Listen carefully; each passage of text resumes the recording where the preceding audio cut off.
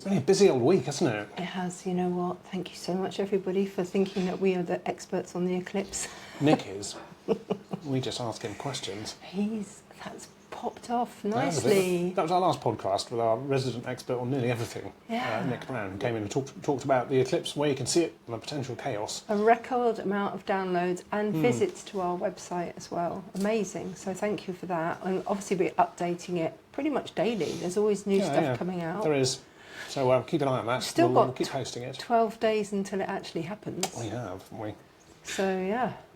And a spanner thrown in our particular works. We've received an invitation to a party with cocktails that might not have a view of the eclipse. Or go up a mountain near us with our own cocktails. Definitely see it.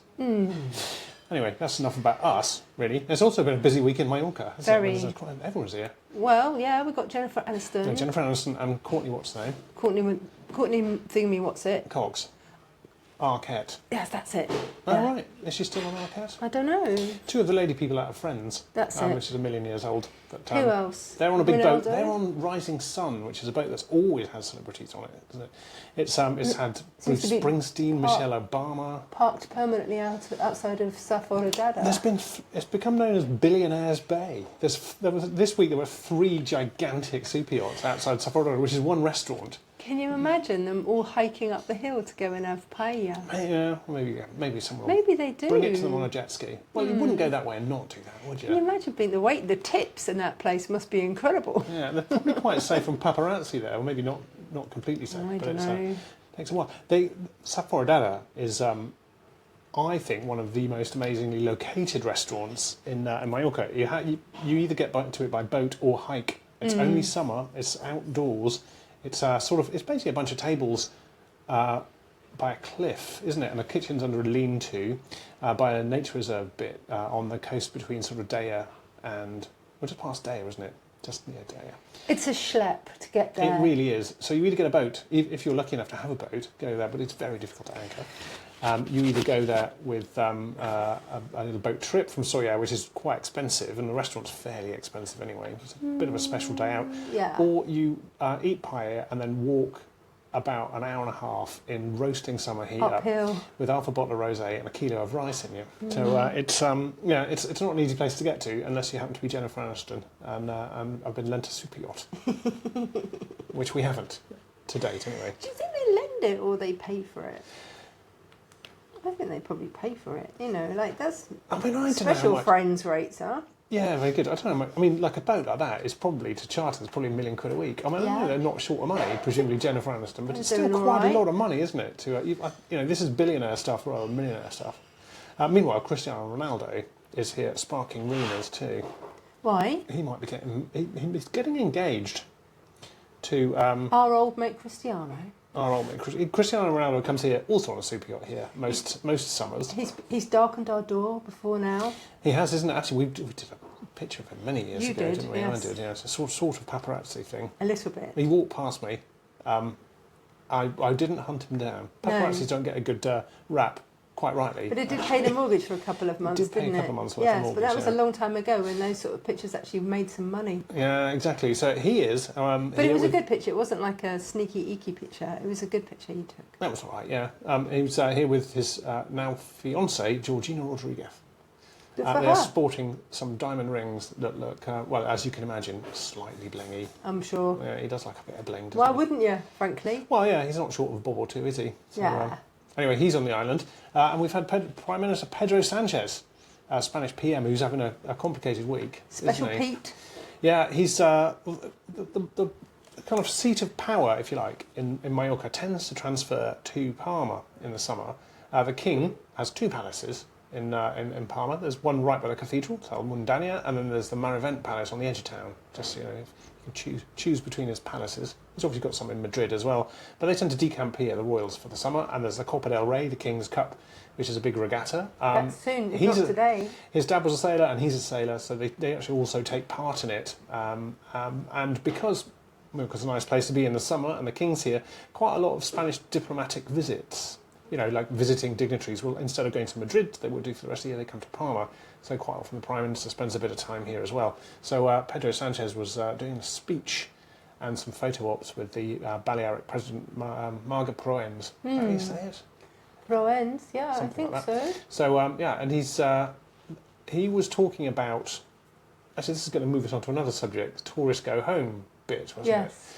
Well, you talk a bit. This was a protest Me? last week, wasn't it? Yeah, I've been yakking on here. So There was a protest, an organised protest at the weekend just gone in Palma, and many thousands of people showed up to supposedly peacefully protest about this. we should probably stop ourselves, or stop myself from calling it a tourist go home protest, because it isn't really that. I mean, Well, that's what they call it. Oh, was it? Okay. Then Yes.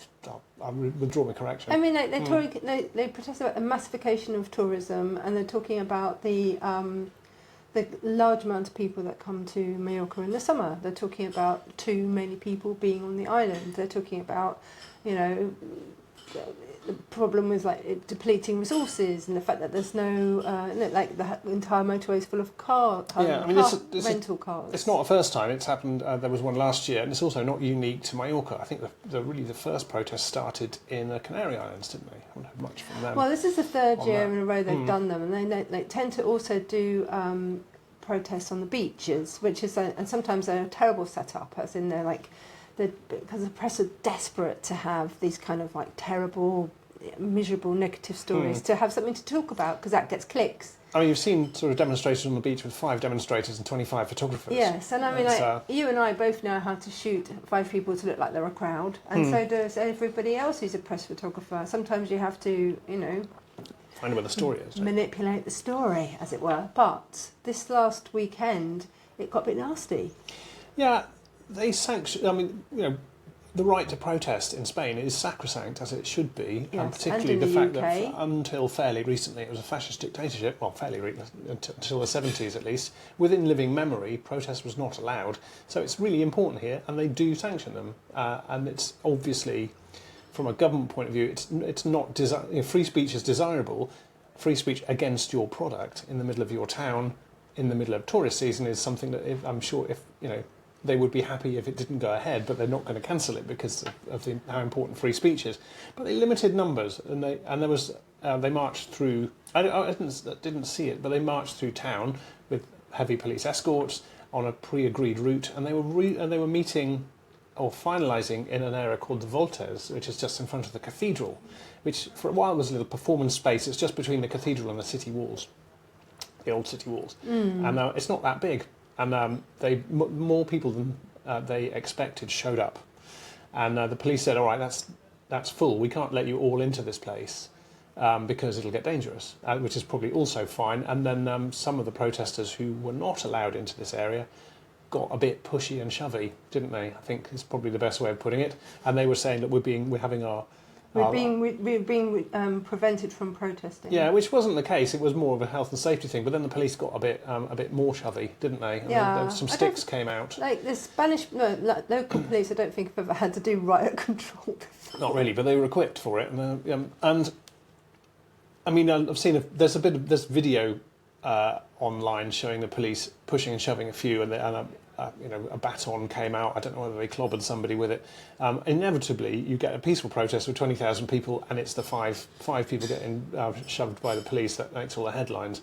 And Pedro Sánchez had something to say about it as well. Actually, What did he say? Well, because they've started an investigation saying were the police a little heavy-handed on this, and that investigation hasn't concluded. Obviously, it was only last weekend, but Sánchez was defending the right to protest, and also supporting the fact that there was going to be an investigation about it.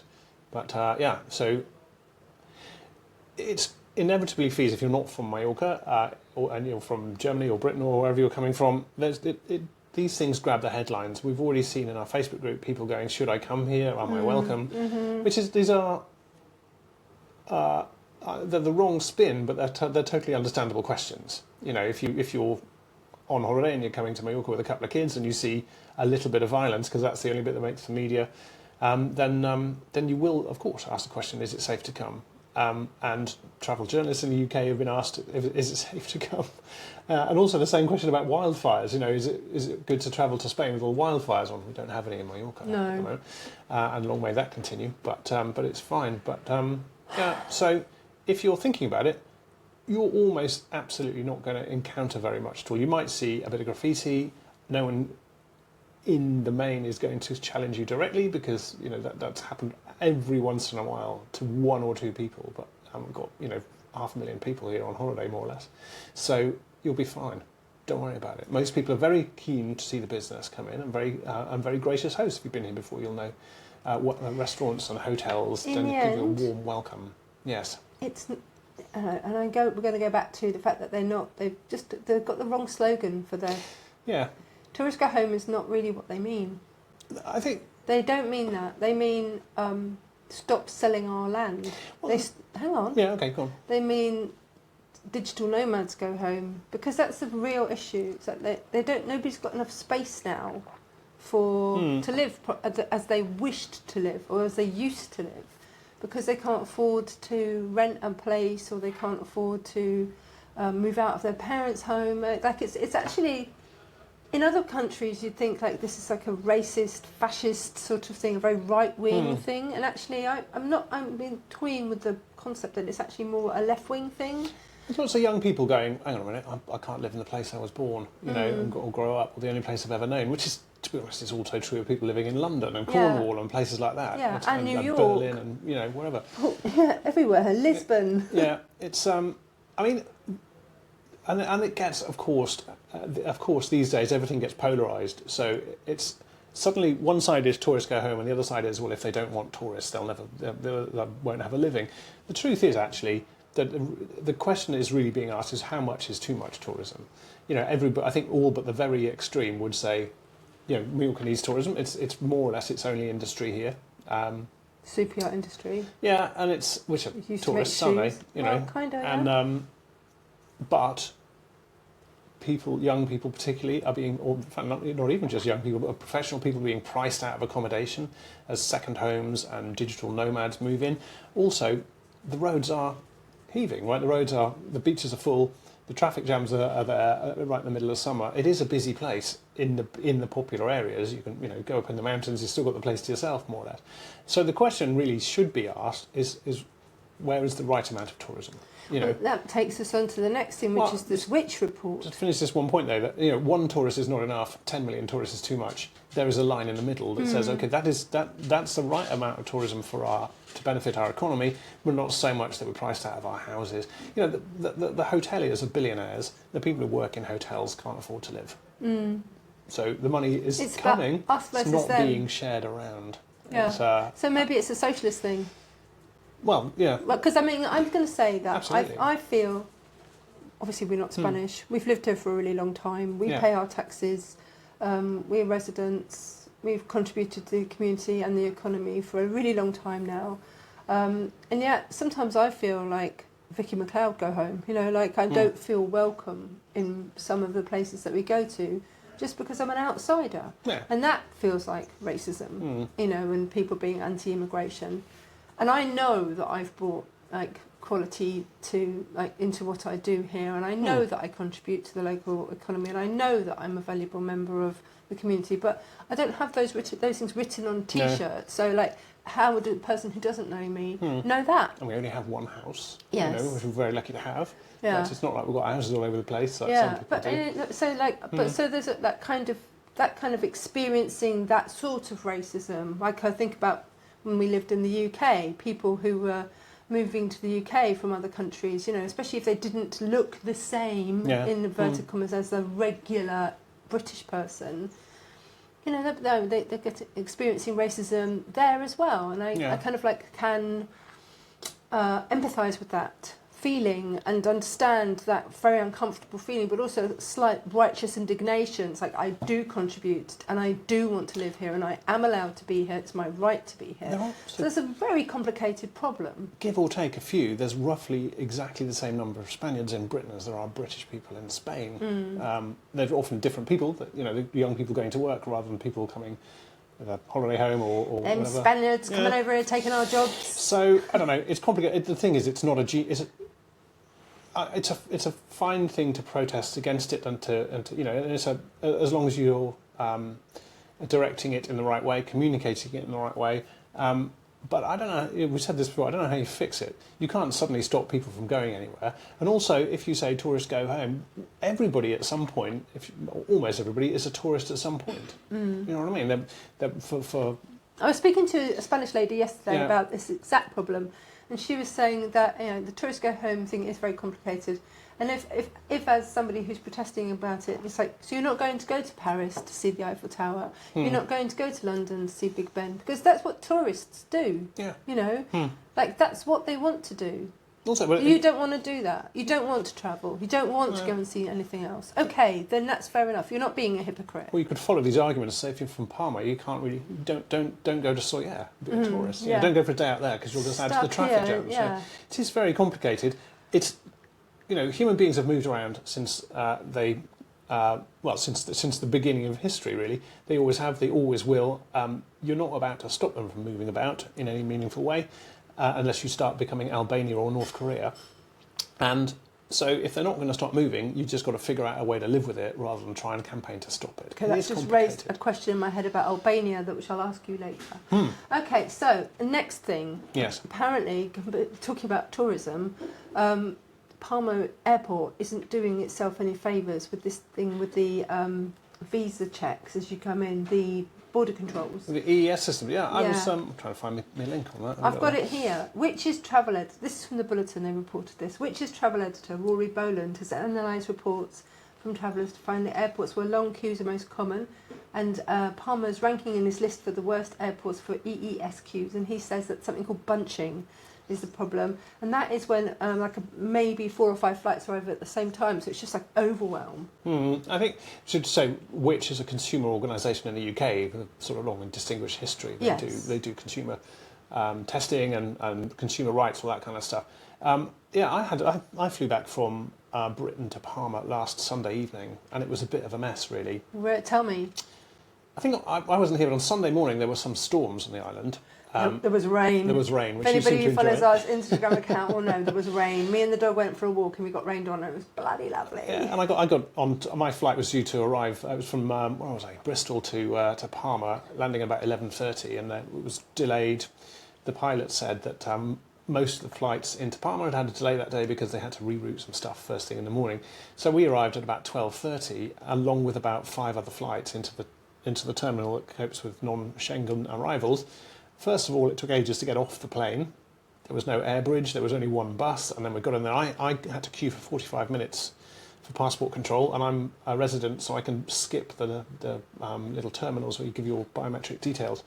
And I think people were there. So it took me from the plane landing to leaving the airport about an hour and a half. Every other time I've done it recently, it's been sort of 15 minutes if you haven't got to wait for any baggage. So it wasn't long straight today. through normally. Yeah, and I think... this is a bit of a guess, but I suspect what happened was that all of the flights that were due in at 11 o'clock were in after 12, and I suspect there's a shift that finishes at 12, and then it goes to night shift. So there's nobody to operate the air bridges. There's only 3 people on passport control instead of more of them, because they're normally quite good in Palma at making sure. Obviously, in theory, you know when the flights are scheduled, so you make sure you've got enough staff in. But if the flights are delayed, they end up with this bunching, as Which has said. So Yeah. I don't fly in and out Palma that much, but my experience is mostly it's been all right, apart from my one journey there, which was a bit of a nightmare. I've got to say, things like going through visa checks in America, for example, you can prepare yourself for quite a long wait there as well. It's like it's not a... I think just if you're going to be travelling, you should be like thrilled if you don't have to do any queuing, and just be ready with a couple of things to feed your kids or whatever. If you're going to get stuck. Yeah, I mean, look, Palma's one of Spain's busiest airports in the summer, and until Britain left the European Union, there was almost no arrivals from outside the Schengen area, so you didn't have to do much of that. Now we've got a couple of direct flights from the States, Canada, and the Middle East, but the biggest chunk of business is British people who are an enormous chunk of business here that no longer can come in through the Schengen channel. We're not going to go on about who voted for that. Well, it doesn't really matter. It's done. But so they've had to build effectively a dedicated terminal, more or less, for British arrivals, plus all the terminals. And I have to say, I think they've done quite a good job. There's loads of staff. There's loads of machines. Yeah, English-speaking staff as well. Like you wouldn't get, Spanish-speaking staff in Heathrow. I don't know, maybe not so many, but yeah. So I think in the main they've done a good job, but occasionally as my example, it goes a bit wrong, and you end up with a long queue or two. So if you come in, don't be dissuaded by this. You'll probably be fine. You might get a bit of bad luck. Some of the posts we've seen on our group with people asking exactly this question: is it chaos in Palma Airport? Almost all of them say no, just sail through.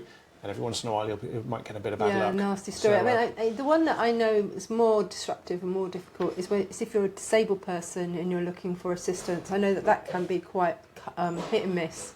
And I know that sometimes people get very anxious about that. So it's understandable because it's quite a long way to go. There are some strikes scheduled for this week for some of the baggage handlers. Now, militant unions do like threatening a strike at a point where they know it's going to create maximum damage, which is usually busy holiday weekends. Yes. So, and normally what happens is there'll be some last minute deal and they're called off. But at the moment there are strikes next week for some ground handling staff. So, again, there's not much you can do if you come in on holiday. Just make sure you've got some water with you and just You're on your holidays. Cheer up. I was. When I was standing in the queue at 1:30 in the morning on Sunday, there was a load of bored kids, and then a cockroach scuttled across the terminal, and all the kids were fascinated by it. They all got like, oh, look at that. Let me read you something that's obviously wildfires in the mainland and in France as well. In fact, some very, very worrying scenes.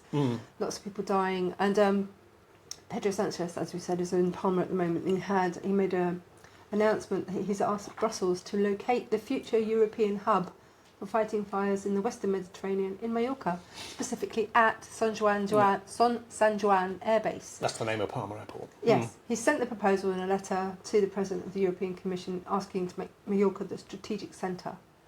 And I think that would be good. Yeah, I think I was reading this earlier in the week. They've got one in the Eastern Mediterranean at Cyprus. So basically pool all the resources.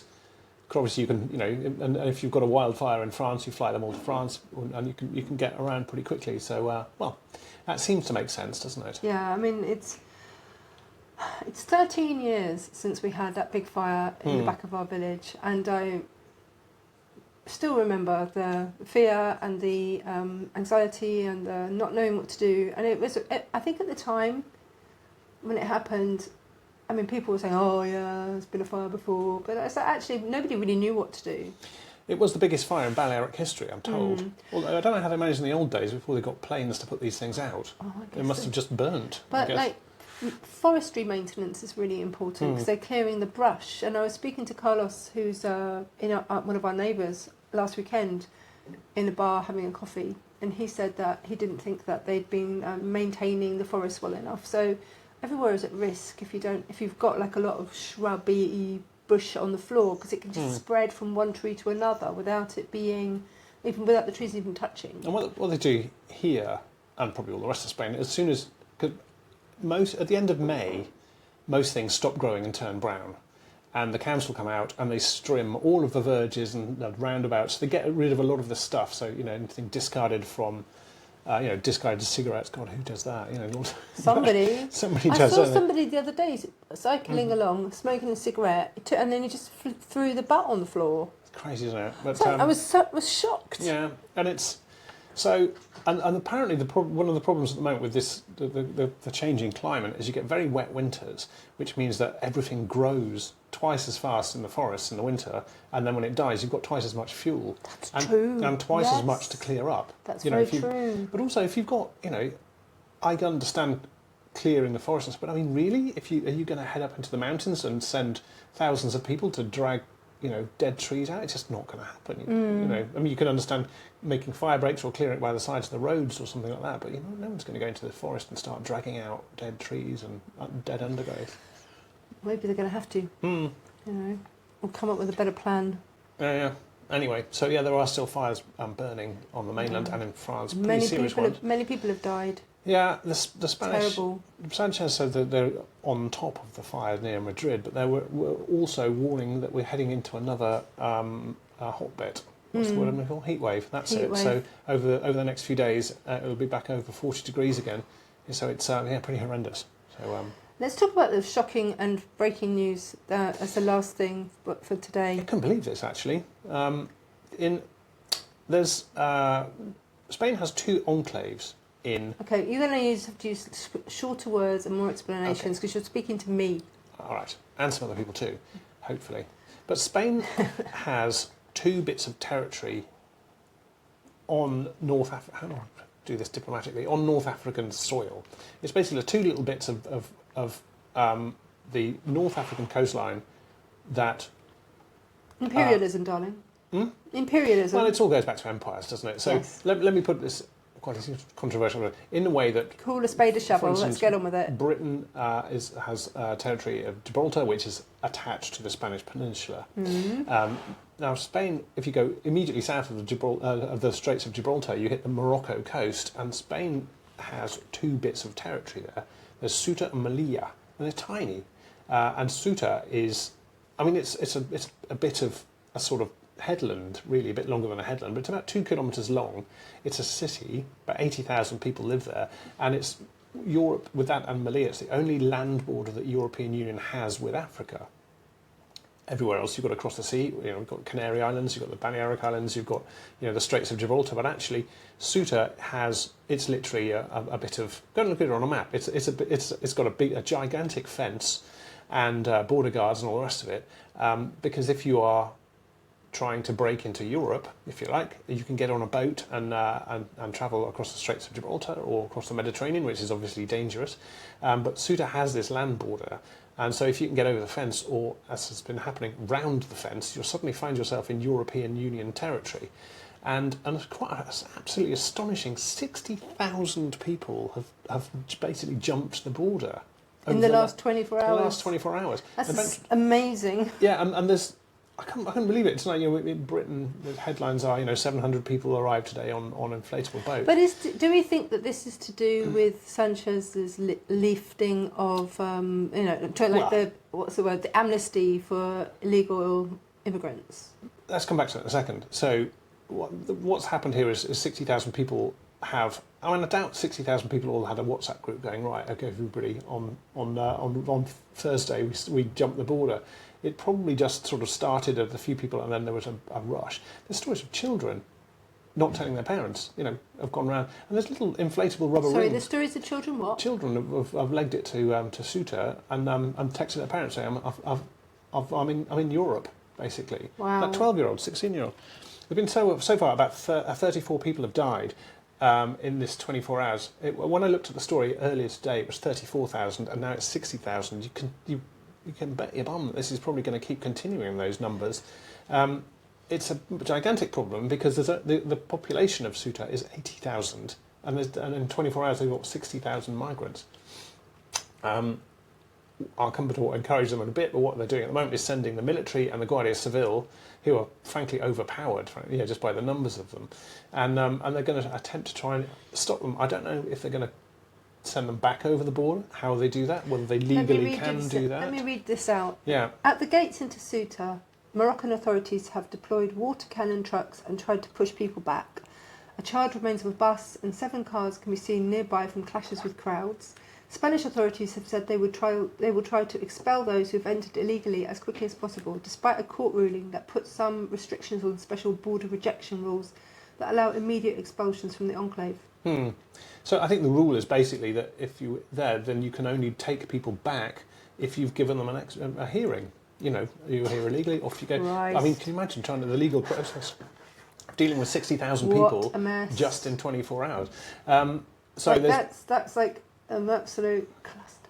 It is an absolute mess, and it's, you know, it's dangerous. I mean, the beach. I don't know how many beaches there are. There's just wave after wave of little rubber rings that you buy from the Chinese shop, and people go across it, basically going round. On the land, there's big fences, barbed wire, and border guards, and they're just swimming around it.